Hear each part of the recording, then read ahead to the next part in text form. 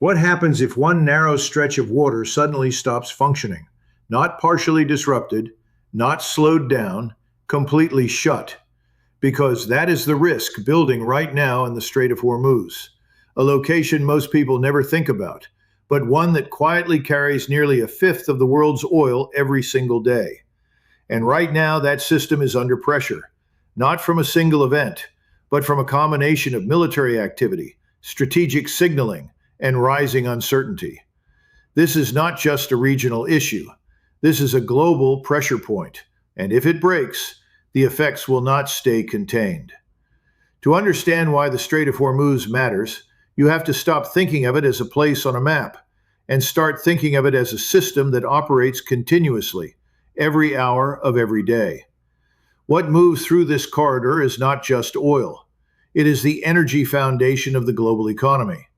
Every tanker that enters the strait is part of a larger chain. Oil is extracted in one region, loaded onto ships, transported through Hormuz, delivered to refineries across Asia, Europe, and beyond, then converted into fuel that powers transportation, industry, and infrastructure. This flow is constant. It does not pause. And more importantly, it is tightly balanced. Supply and demand in global energy markets are not built with large margins for disruption. The system works because movement is predictable. Tankers arrive on schedule. Refineries operate on planned input, and distribution networks rely on steady output. Hormuz sits directly in the middle of that chain. Now consider what happens when pressure is introduced into that system. It does not begin with a shutdown. It begins with uncertainty. If shipping companies believe there is risk in passing through the strait, they do not immediately stop operations. They adjust. Routes are reconsidered. Schedules are modified. Additional precautions are taken.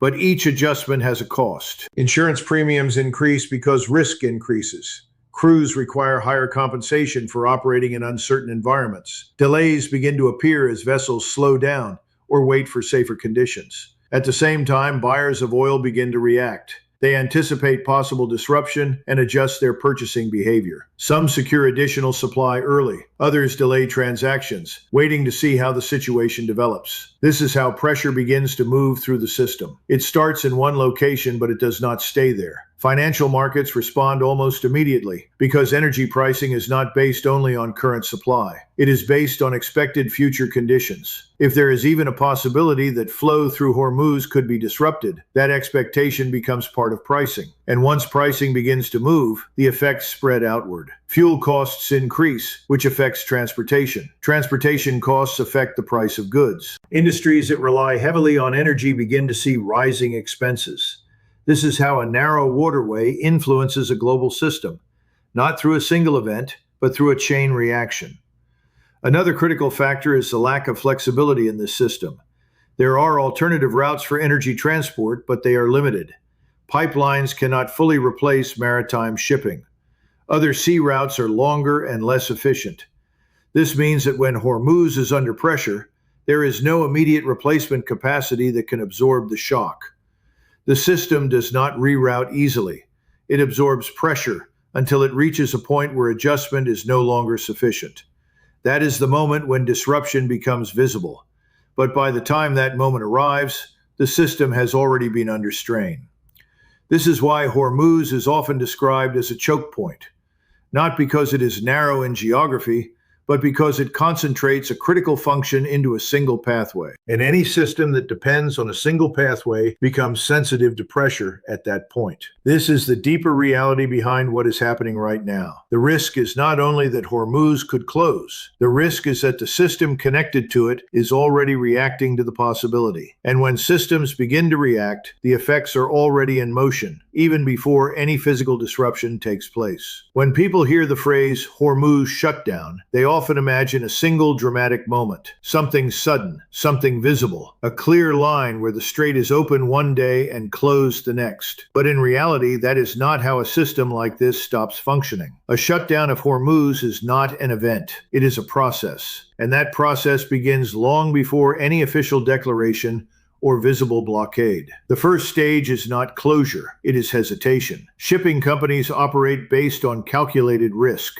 Every route, every voyage, every decision is built on the assumption that movement is safe enough to justify the cost. When that assumption begins to weaken, behavior changes. Ships do not immediately stop. They slow down. They wait. They adjust timing. They request additional security. These changes may seem small, but they are the first signal that the system is no longer functioning normally. At the same time, insurance markets begin to react. Insurance is one of the most sensitive indicators in global shipping. When risk increases, insurance costs rise sharply. In some cases, coverage becomes limited or unavailable. And when insurance becomes too expensive or uncertain, operating through that route stops making financial sense. This is where the second stage begins. Selective withdrawal. Some vessels continue, others avoid the route entirely. Companies begin rerouting cargo through longer, less efficient paths. This does not stop the system immediately, but it reduces capacity. Fewer ships moving through Hormuz means less energy reaching global markets. That reduction may be gradual, but its effects are not. Because global energy systems are tightly balanced, even small reductions in flow create disproportionate reactions. Then comes the third stage, accumulated disruption. At this point, multiple factors are working together. There may be incidents at sea. There may be reports of mines. There may be military activity creating uncertainty. Each factor adds another layer of risk.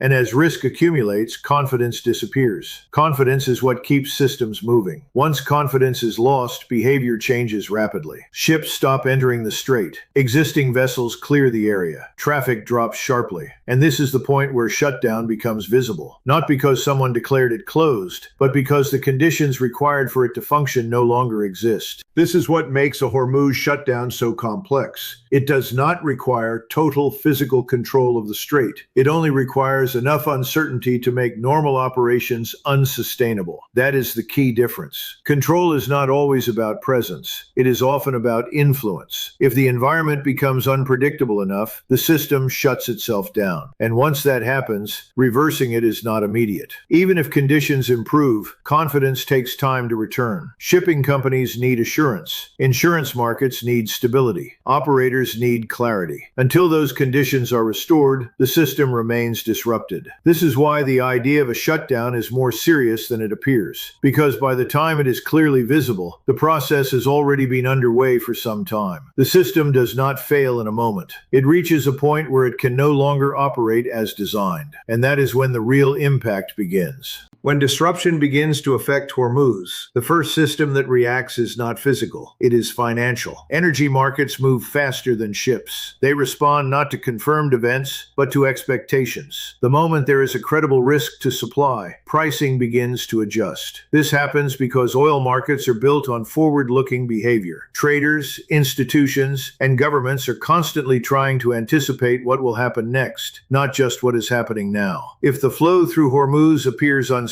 even slightly, that uncertainty becomes part of the price. This is why oil prices can rise before any actual disruption occurs. It is not a reaction to loss, it is a reaction to risk. And once that movement begins, it does not remain contained within energy markets. Energy pricing sits at the base of almost every economic activity. Transportation depends on fuel. Manufacturing depends on energy input. Logistics depends on predictable cost structures. As prices rise, these systems begin to adjust. Companies pass costs forward. Operations become more expensive. Margins tighten. This is how a localized risk transforms into a global economic signal. And because markets move faster than physical systems, the financial impact often appears before the real-world disruption becomes visible. Once energy costs begin to rise and shipping conditions become uncertain, the next layer of impact appears in supply chains. Modern supply chains are built for efficiency. They are designed to move goods quickly, predictably, and at the lowest possible cost. There is very little excess capacity built into the system. This is what makes them efficient. It is also what makes them vulnerable. When disruption enters the system, even at a small scale, it begins to affect timing. Shipments are delayed,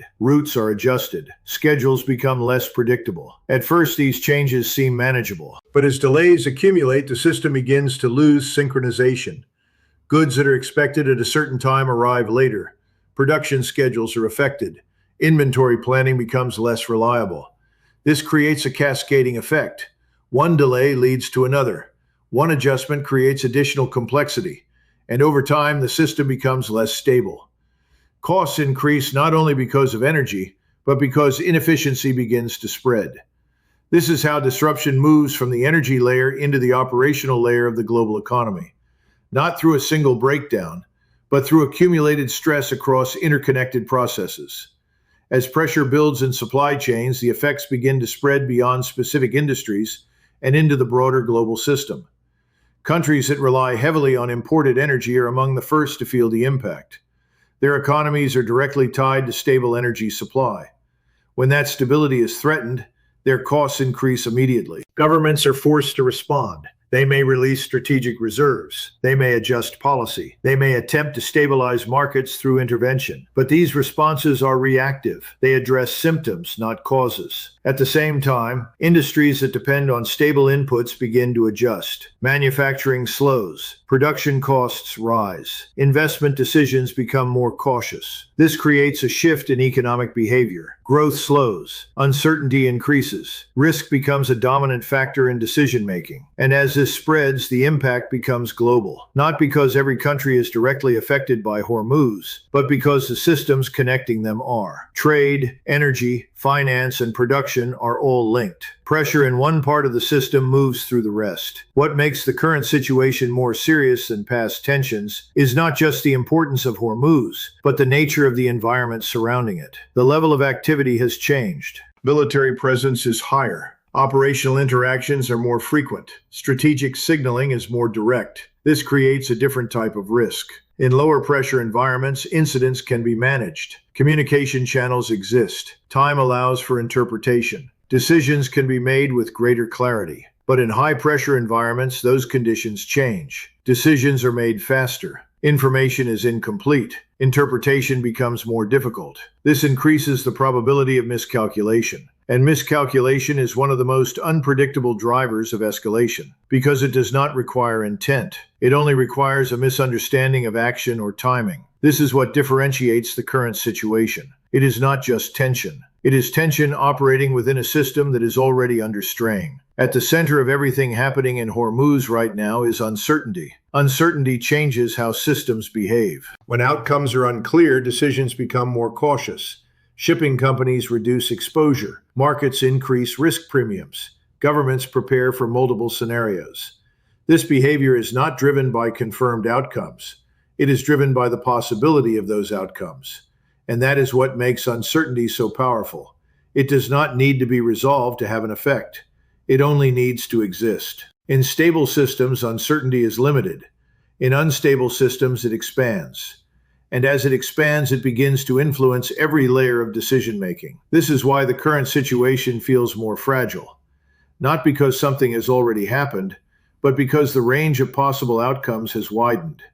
From this point, the situation can move in several directions, but each path is shaped by how pressure is managed. If conditions stabilize, if activity decreases and confidence begins to return, the system can continue functioning with elevated risk, but without major disruption. This would require controlled behavior from all actors involved and a gradual rebuilding of confidence in the safety of the route. If the current level of tension continues without escalation, the system may remain operational but strained. In this scenario, costs remain higher, efficiency remains lower, and uncertainty continues to influence behavior. But the most significant risk lies in escalation. If conditions deteriorate further, if incidents increase, or if the environment becomes too unpredictable, the threshold for normal operation may be crossed. And once that threshold is crossed, the system does not gradually decline. It shifts rapidly. Traffic reduces sharply. Confidence collapses. Operations halt. This is the point where the impact becomes immediate and visible. And by the time that point is reached, the process leading to it has already been in motion. The Strait of Hormuz is one of those places that rarely makes headlines until something starts to go wrong. And when it does, the effects are not local. They are global. This is not just about ships or oil or one region. This is about how interconnected systems respond under pressure. And right now, that pressure is building. The question is not whether Hormuz matters. That is already clear. The real question is how close the system is to a point where it stops functioning normally. Because once that point is reached, the impact does not stay contained. It spreads. Drop your analysis below. Do you think this remains stable, or are we moving toward a larger disruption? Stay sharp. We will see you in the next one.